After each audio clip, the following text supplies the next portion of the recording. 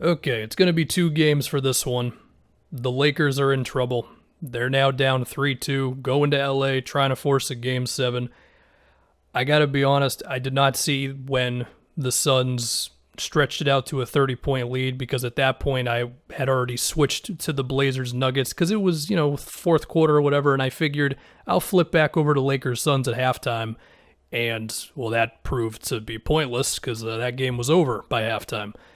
What I do know about the first quarter was Devin Booker did a better job of dealing with the coverage the Lakers were giving him off of screens because I feel like he got to his spots faster. He didn't walk around the screen or whatever. He more so sprinted around the screen with the ball, and it led to one pull-up jumper over Marc Gasol, one pull-up three over Andre Drummond, a couple other plays that I just don't remember off the top of my head because my brain is mainly about Dame right now and his performance against the Nuggets.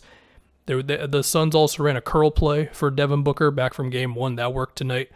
And on the other side for the Lakers, LeBron wasn't super aggressive in the time that I saw, but it was still good overall. And he was making passes out to everybody. He was getting inside and then kicking it out to everyone. And then apparently the Lakers offense just totally sucked after that. He finished, 3 for 10 in the first half, and I'm just going to have to take people's word on what happened because, again, I didn't see the second quarter. I had switched over, assuming that I'd be fine to just watch second half and on. So now, really, the conversation that we've had this series about LeBron, it's ramped up now. Whatever he's got left, it's time to see it. And you're down 3-2, and, between Schroeder, Montrez pick and rolls, Schroeder, Drummond stuff, especially if LeBron's going to sit for some minutes. And your random plays where like Alex Caruso will make something in transition. You hope Drummond gets a lot of offensive rebounds. Like all that stuff is nice, but it's got to be LeBron downhill. Probably a lot of just going at DeAndre Ayton and forcing him to step up at least a little bit so LeBron can get ahead of steam. And then whether it's spin moves, draw fouls, or just finish over the guy. I think that's the heart of it. The post-ups, same thing, and we're just going to see.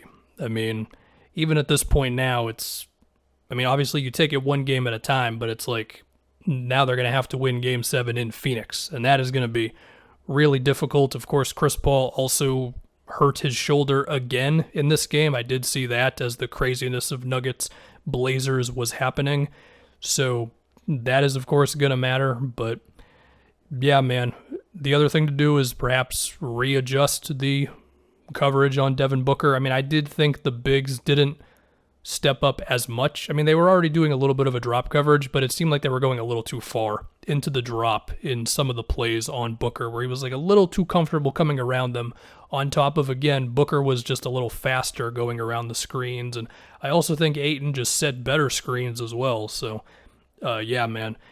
Could they bring back the double teaming and perhaps just make it a little better? There's a world in which you can double team and not have the next pass be obvious, which they did not do in Game 1, but we've seen the Lakers do that in the past. We'll have to see. Of course, the big example being what they did against the Rockets in the Round 2 series. But of course, they had Anthony Davis for that, and they do not have Anthony Davis. We will see if AD can play in Game 6. It's pretty much that. It's a strained groin, and if you can come back from a strained groin in the few days it's been since he got it, then okay, but that's a tough injury to just play through. Anyway, Nuggets Blazers. Let's talk about the insanity of this game. Maybe the best game of the playoffs so far. We've had a lot of blowouts, especially the last couple of days. I'm sure there's been some game. If you want to consider Lakers-Warriors a playoff game, then I guess maybe that, or Grizzlies-Warriors, whatever. Damian Lillard, my goodness, 12 threes, and there was a sequence there where it was just step back, pull up, transition, the spin into the step back to tie it up on the last one. Denver not double teaming, all that stuff. Of course, the Nuggets won this game, but this is the thing to talk about, and it was kind of symbolic in how the Blazers lost this. Besides the obvious of double teaming Jokic doesn't work and single covering him doesn't work because he's just that good. That one corner three that MPJ had where Jokic threw it from the other side, and it was just over Robert Covington's hands, who did have a pretty good chance to deflect it midair, at least it seemed like it. And, that was the big dagger. But anyway, back to how the Blazers lost. Look, CJ missed at least one pull-up jumper. Then he had the out-of-bounds thing. Robert Covington missed that dunk late. He also had another missed dunk off of an offensive rebound. There was a play where Powell was wide open in the corner, and Melo had it because they had a lot of attention on Dame, of course. And Melo took just a second too long to notice that Powell was wide open, and it could have led to either a better open look, because he took a three and he missed it over Jokic, but it also could have been a drive, because of course Powell loves to drive to the rim. And then Nurkic fouled out. So that was kind of it. It was like Dame was just carrying everything he could, and he almost pulled it off. He really almost did. And now it's Game 6 in Portland, and hopefully, I mean, I haven't looked at the schedule, but hopefully this series does not get screwed by the scheduling again. I mean, just the way it is, the time zones and whatever else, it just seems like it's inescapable that, is that a word? I think so. That some games are just going to get pushed to the side. Now, now that Celtics Nets is over, maybe that'll open it up to where we don't have to hope that one game is a blowout so we can actually watch the one that's really good. I mean, if both of these games were close tonight, I don't know what the hell I would have done. So let's hope, because Game 6 and potentially Game 7 could be really, really entertaining. Now, that said, the Nuggets laid an egg in the last game and honestly looked like they had the energy of, we already got a split in Portland, let's just get back to Denver. I hope they don't do that for Game 6, but they might. We'll have to see.